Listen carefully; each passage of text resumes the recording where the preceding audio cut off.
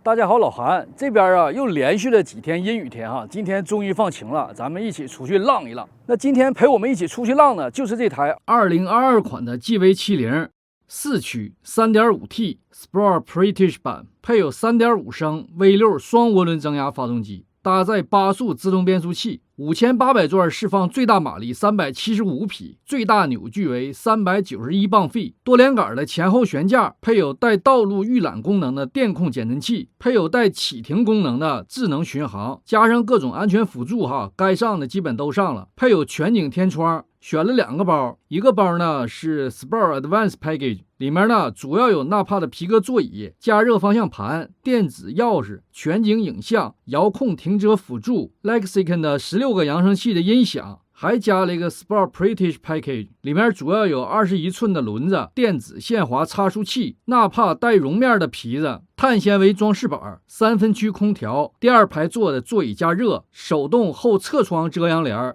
12.3寸的 3D 液晶仪表盘、抬头显示。前排2个侧窗用的是双层夹胶玻璃。这个车呢，发动机、变速箱都来自于韩国，整车下线于韩国工厂，含运费的 MSRP 为64045。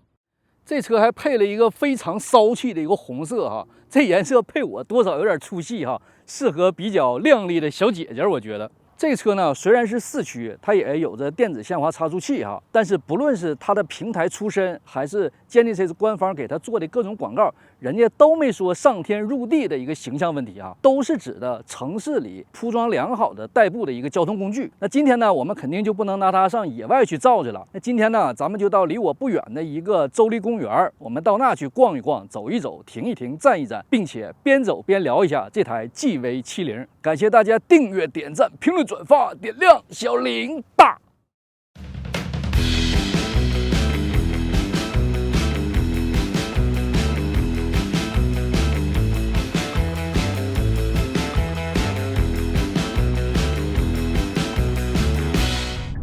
这台 GV70 刚上市、刚到店的时候啊，咱们就一起看过啊。当时有一个视频，把这车呢聊的就比较细了。那有关心细节的朋友呢，欢迎翻看那个视频啊。那这段这个体验车开了几天，这台顶配的 GV70 又加深了一段印象啊。那坦率的说，如果单从产品层面来讲的话，我还是挺喜欢这个 GV 家族全新世代产品的。这台 GV70 呢，作为家族当中较晚出道的一款产品，车身上散发的魅力呢，既有对家族中好的传统的传承，又有对自身定位特点的改良。那一般我们认定这个 GV70 呢，它是一台运动型的跨界紧凑级 SUV。其实这么理解呢，也不太全面啊。那当这台车处于舒适模式下运行的时候，整个车的舒适范儿那是相当到位了啊。就好比缩小版的 GV80， 周身散发着迷人的舒适范儿的气息。平路、公路行驶遇到起伏路面，它也有一定的上下起伏幅度哈。但这个忽悠的感觉呢，德系范儿很浓郁，不会无度的乱忽悠，也不会像钢炮一样啊，把屁股直接就拍地上。那如果遇到颠簸路况，悬架呢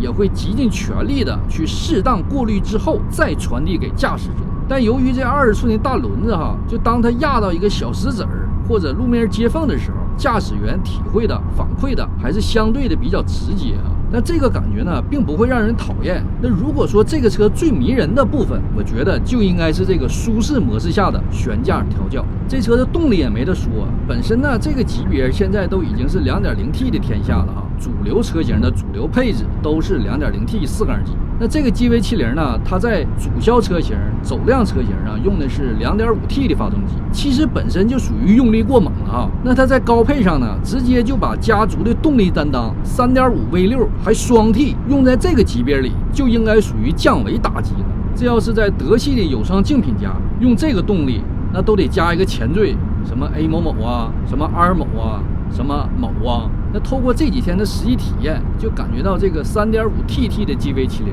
动力绝对是它的王牌。不论你是静止起步、中段加速，还是高速拔高，动力随叫随到。在正常舒适模式下，根本就不用掰到什么运动模式哈，完全能够满足我对动力的要求。那这些天开这个车呢，绝大多数我都把这个驾驶模式放到了舒适模式下，正常驾驶哈。偶尔呢，有几次心血来潮想小试牛刀呢，即便你不用切换到运动或者运动加模式，动力依旧不含糊，一大脚油门踩下去，车辆立马昂首挺胸迸发出去。那当你切换到运动或者运动加模式后呢，椅背这个2翼自动夹紧，那即便我已将座椅调到最低了，那它还是有一个进一步调低座椅椅面的动作啊，小气氛呢，小情绪啊，直接就给你烘托到位，腾一下就上去了。那随着各种仪表变红，小车呢立马也暴躁起来啊。最显著的效果就是迅速拉高了升档转速。而在这种状况下，当这个档位升到4档或5档之后，你如果在 local 开，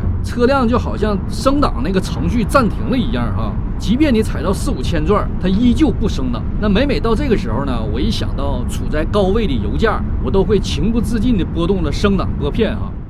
然后你如果调到舒适模式的时候呢，当你在高速上，你的速度超过一定速度的时候，它2翼会自动加紧啊，椅背的2翼自动加紧。那然后当你的速度降低到一定速度的时候，就当你从高速降低到一定速度的时候，它这个2翼呢会自动放松，就有一种感觉什么呢？就你开快了，它有点紧张啊，就像旁边乘客，你是一个新手司机，旁边替你紧张的感觉。然后当你把速度降下来以后呢，就旁边那个乘客舒了一口气的感觉啊，这个感觉挺搞笑的这个动作。那在运动和运动加模式下，方向盘的转向力度呢稍微有些许变化啊，但变化并不大。总体来讲，属于低速比较轻，高速特别稳的状态。那在不同的驾驶模式下，它的悬架变化呢，感觉确实有些变化，但变化并不大，总体感觉都挺舒服的哈，不会有一掰到运动或者运动加模式就开始颠屁股哈，这点大家可以放心。刹车也没问题，你像空车呀或者拉2、3个人的时候，刹车依然非常稳健，没有任何可以吐槽的点。这车智能巡航的版本跟上次咱们试那台 EV6 属于同一个版本，应该是目前现代起亚家族的头子水平了啊。跟车速度调整过渡比较自然，道路保持功能呢，它也不会强迫你把你卡在2条线的中线位置，你稍微有个刻意的偏离中线呢，它也不会很强势的把你往相反的方向拽啊。巡航的自动启停功能呢，启动我试了，当你在智能巡航的状态下，你由静止要启动的时候，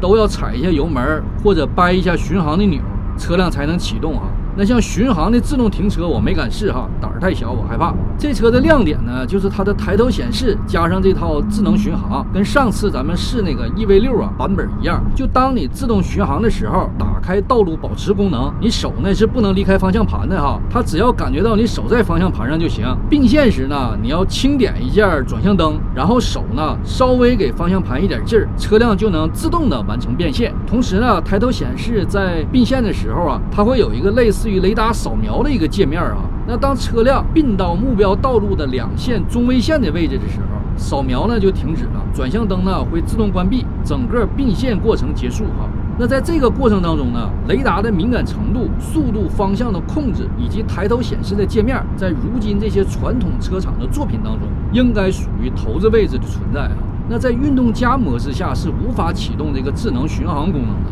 它俩呢属于有我没你，水火不容的状态。同时在运动加模式下电子稳定系统程序呢自动就关闭了。那对于这台运动的紧凑级 SUV 来讲，大家肯定会认为它隔音一般，但透过实际体验，不论是你是否关闭了主动声音控制，它都能算得上是一台安静的小车。只要始终停留在舒适模式下它就会一直安静的陪伴着你。那在目前的车坛，这车呀，不论是否是暴躁范儿，它都想沾一点暴躁范儿。那 GV70 呢，则像是一股清流般的存在。即便你切换到运动加模式，只要你别踩到5、6千转还不升档，发动机的声音都比较动听，风噪、胎噪控制的也都比较理想，至少不会让你觉得很烦哈。公务员，咱们就进来了，兄弟们，花了7块钱。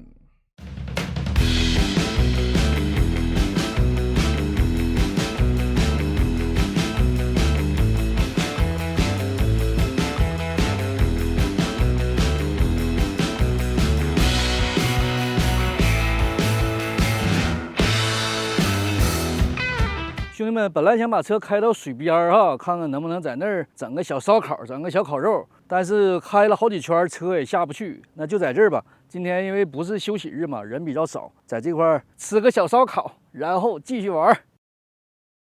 兄弟们，火得了啊，火差不多了，我开吃了。这呢带了点牛肉，这边呢带了点蔬菜、生菜，必须得有大蒜啊，吃肉不吃蒜，香味少一半。干料、饲料，开整了，兄弟们。这没个服务员给我换个篦子。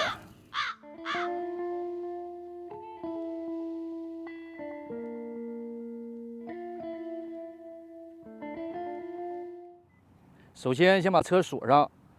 然后遥控启动，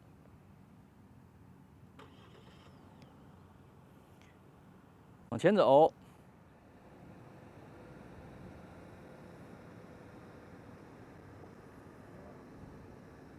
然后突然他发现前方有障碍物的话，会停下。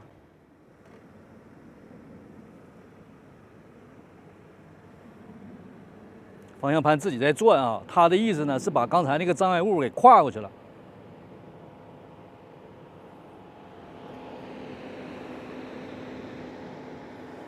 又要往那边打方向，那意思要把它跨过去。遥控器呢离车太远，它自动就停下了哈。现在往后倒，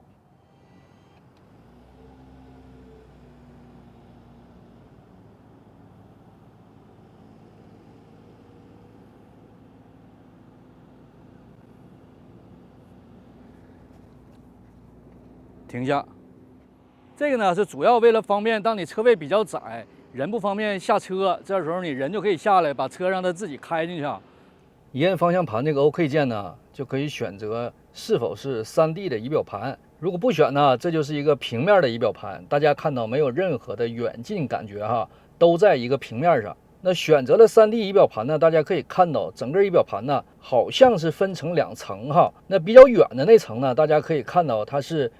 转速表、时速表，包括水温表和油量表在下面那层。离你比较近这层呢，是这个交互项目显示的这层，包括下面这个瞬时油耗啊，包括中间那块小屏幕啊，显示的都离你很近哈。那就是方向盘呢，按这个方向盘调节中间仪表盘的时候，显得呢反应稍微有点慢哈。它这个座椅调节呀，这些按钮也是有感应功能的。当你手啊稍微虚接触上的时候，它就会把这个显示图像给你显示出来了。这现在我手还没按呢哈，现在只是手刚虚接触上。然后当你手虚接触上哪个钮的时候，它会对应的显示调节的部位哈。而且它这个呢还带按摩功能哈。当我按这个按摩功能，它会选择你是专门按摩椅背啊，还是按摩椅面啊，还是按摩椅背椅面一起啊。我记得在国内的时候啊，最早这种老百姓过日的车上有这种按摩功能的，好像还是2.3的天籁吧。它这个空调啊，当你连接上这个蓝牙电话打电话的时候，它会把风量自动的就降低了哈。当你把电话挂了之后呢，它会自动的把风量再提上来，以免这个空调的声音呢影响你打电话。这个还是比较人性化的哈。这个车呢也有主动声音的调节哈，下这么大力度做的隔音，完再模拟个其他声音传进驾驶室，这个我不太理解哈。仪表盘 3D 模式的强和弱，室内氛围灯的颜色。我们选一个骚气点的颜色哈，选这个 brown 吧。这个是选择碰一下转向灯，转向灯亮几下，有7下、5下、3下。它这2个钮呢，无疑是中控台里比较吸引眼球的2项哈。一个呢是中央屏的控制，一个呢是挡把。当然这俩做的呢都是圆形哈。在开车的时候呢，有2次我坐进来，下意识就换挡就掰它去了。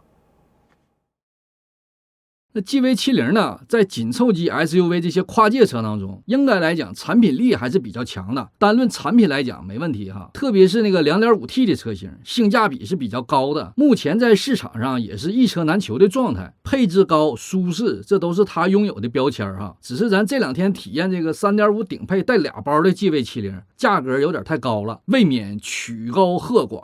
那像杰尼斯家族啊，它这个新时代这些产品，除了那个钢炮范儿的 G70 之外，目前看都是以舒适范儿为主的哈。那如果单从产品层面来讲，坦率的说，我都挺喜欢的。无论是产品的调性，还是它的配置，尤其是座椅的这种感觉，它这几个点都挺对我脾气的。那在合适的时候呢，我也挺期待有一台杰尼斯产品的哈。但目前他家的问题呢，主要是一个价格，再一个就是终端销售和服务体系的问题，再加上最近车源紧缺，问题呢就体现的比较突出了。那如果这些方面问题现代始终无法解决的话，你就是有着再强的产品力，也难免会困难重重，举步维艰。真心希望现代对监禁 C 的产品能够软硬并举，比翼齐飞。兄弟们呢，今天咱们就转到这公园呢确实不小，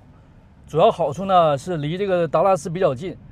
从市区开车不用很长时间就可以到这个公园。公园里面呢主要是以房车营地为主有一个大湖，围绕这大湖呢，很多人在这做一些水上项目，包括钓鱼啊、划船啊、快艇啊。里面呢主要还是以铺装路面为主